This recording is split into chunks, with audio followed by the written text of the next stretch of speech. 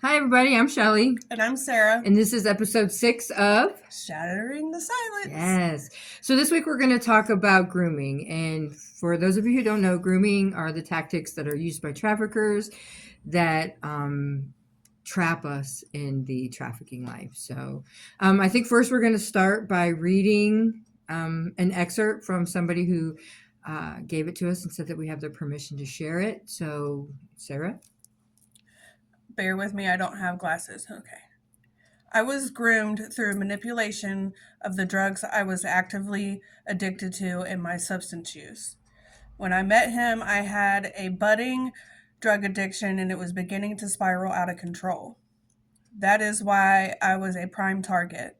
My trafficker gave me access to an endless supply, which essentially catalyzed my addiction. Then he made it to where I had no access at different points or tightened down on my access. This caused psychological and physical withdrawal. It also made me feel out of control. He did that he did that subtly. Subtly. I said subtly. You did. It's okay. He did that subtly and being actively exploited. He took great joy in making me fiend or for drugs or get dope sick so he could be the savior, and he did it blatantly. How he truly groomed me was through gaining my trust and my love.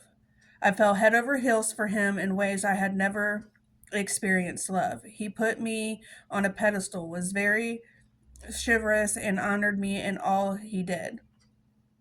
He noticed everything about me, down to my favorite songs, soda, and candy, and made sure I had those. He bought me nice gifts, complimented me all the time. He built me up in a time I was scared and confused because my addiction was out of control. I was having a hard time finding a job, and I had stained relationships from, I think that means strained. Mm-hmm. I had strained relationships from my addiction. He was there for me, gave me pep talks and inspo talks. He gained my trust by acting like a fatherly figure in my life. He stuck up for me, showed me the ins and outs of the streets, made sure I ate, took vitamins, stayed hydrated, and wanted me to know about where my addiction could lead. He also gave me drugs anytime I needed them without me having to ask. That is what my grooming looked like. I could come I could come and go. There were very few red flags about his behavior, and he met my family. We did normal things: fairs, festivals, fishing, Scrabble, and museums. It was all part of his master plan for my life. So that is typical grooming. They build you up. So first of all, we're a vulnerable population. We are, as I heard somebody one time call it, we are pick me girls. We are damaged. We are lost. We are scared. And most of the time, we're addicted to drugs with no place to live. So, A lot of times we're oblivious too. well, yeah, yeah. I know And I then was. I was oblivious. they come in like a knight in shining armor on a white horse. So yeah, um we fall in love with them, and they give us our basic needs: someplace to live, clothes, food. Um, they fill our wants: drugs, Hmm. gifts, um, and then out of nowhere they blindside us and they knock us all the way down. Um, and we're in awe. We're shocked. We're confused. Um, and we just, yeah. Um, and then there's the psychological. There are the things that um, they say to us, but when they withhold the drugs from us, though, it's just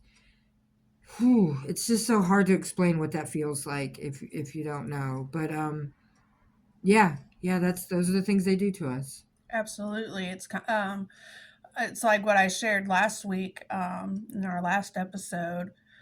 Um, a lot of the time, most of the time, I didn't even realize what was happening.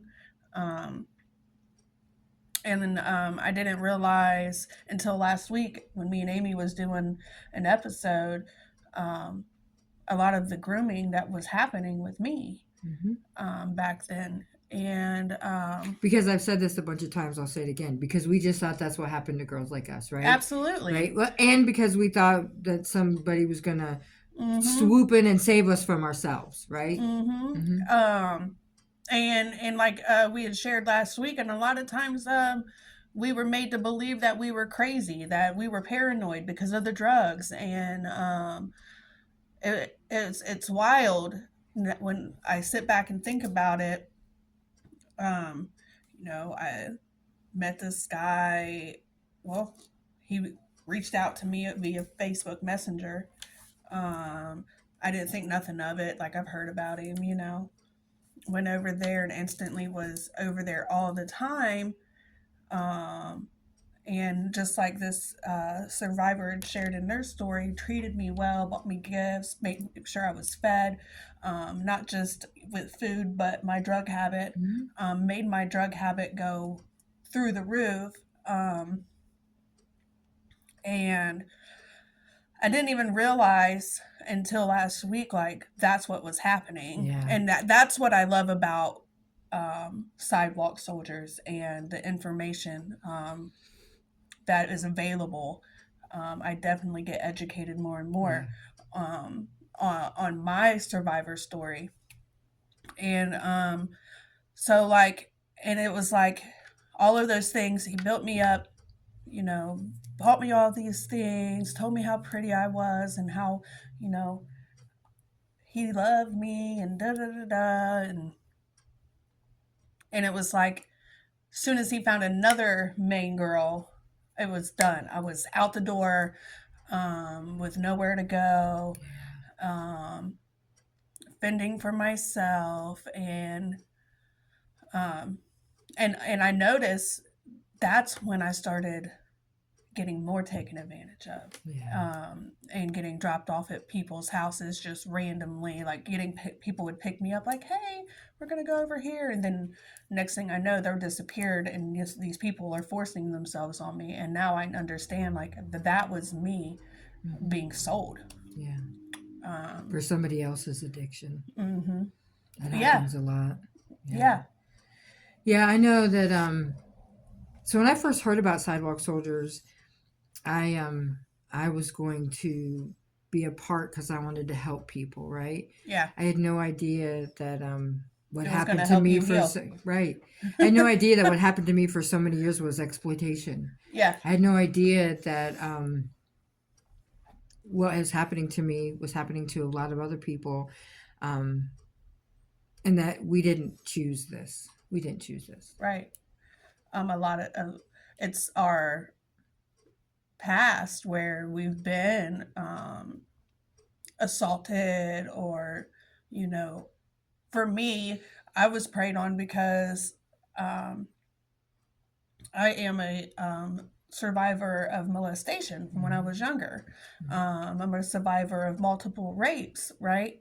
um, and I know to some people it sounds crazy, but which traffickers are predators, but like anybody of that sort, it's like they have this instinct that they know, like, I can get that one.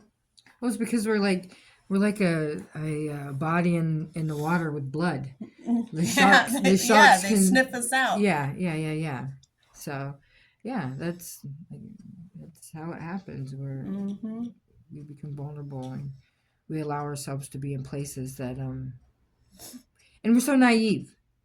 Yeah, Um, the drugs make us naive. Um, they make us desperate too. yeah, yeah, that's probably a better word for it. But Mm-hmm. yeah, for sure. Um, Make us, I don't want to say willing participants, but like going along with whatever, because scared yeah, of the outcome if we say no. those are those invisible chains we talk about. Mm-hmm. Yeah. Like I don't want to be sick, or Hmm. I don't want to be outside in the cold. Yeah, Um, yeah. doing what you're asking me to do is way better than me being out there with nothing type of thing. Yeah, yeah. That's something I try to get. I don't try to get people to understand, but I share with them when I'm sharing my story. Um, there comes a time when what happens to us on the streets is less scary than our thoughts of facing the world without drugs. Hmm. We make some really uh, horrible decisions based on the fact that we have a fear of not getting that next one. Yeah. That's just what it is. So anyways, so we made a decision as a team this morning. We are so grateful for the folks that do listen. But for a little while, we are going to go to monthly podcasts. It's going to give us the opportunity to bring content that is trauma informed, that is informational. It'll be able to reach Yeah, people in a more informational way, if that's even is it a word. yeah. So what we didn't realize when we started this was that how difficult it was going to be coming up with content every week. So we want to give ourselves grace and have time in between each one so that we can work together on getting guest stars in here, that we can get more information. Because really, what our goal with this was not only to share our stories and put a face on Sidewalk Soldiers, but it was also to make sure Educate. that we could educate the public. Yes, Hmm. and that's really what our goal is. So we feel like this is the best opportunity for us to get the most information and so we hope you guys understand.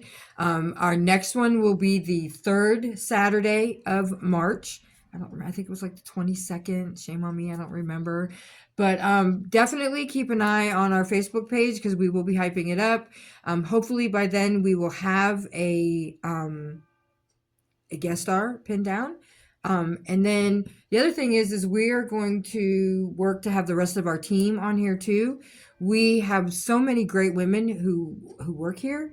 I don't. It's not so many. I mean, there's only like 5 or 6 of us, But we're great. but we're mighty, right? And we are all awesome. We all have great insight. We all have stories. One of our employees, Darcy, has been working in this field for 10 years. She was out there in the midst of the opioid epidemic. So, like, she's got some stuff she can share with us as far as educating. She's also a trainer for peer support. So, she could definitely, you know, help us with making sure that we educate people. We're learning lots of new things. One of the biggest thing we're learning right now is our words matter, and so if we can help people to know what words are good, what words are bad, all we're doing is giving everybody a chance to survive, and that's really what our goal is. So, Absolutely. yes, please stay tuned for our next podcast. It will be the 7th episode of Shattering the Silence. It will be, I think, March 22nd. I don't remember the exact date, but it is the third Saturday in March. We also have our spring fundraiser coming up in May. We'll be talking more about that on the next couple of episodes. If you're interested in sponsoring the event or sponsoring a table, please feel free to contact us. Email is info@sidewalksoldiers.net. Super cool stuff coming up. Yeah. So yeah, we're looking forward to that, and we will definitely keep you posted. I think we're also going to start working on a newsletter too, in March. So that'll be something. We'll be putting that out there. We'll get you guys' emails and just send you monthly updates about what's going on, how you can get involved, how you can help, or just how you can pray for us, because sometimes that's really what we need is prayers. Absolutely. So Absolutely. we thank you guys for tuning in. God, I'm still counting. Wow. I guess that's our cue, right? Yeah. All right. Bye, everybody.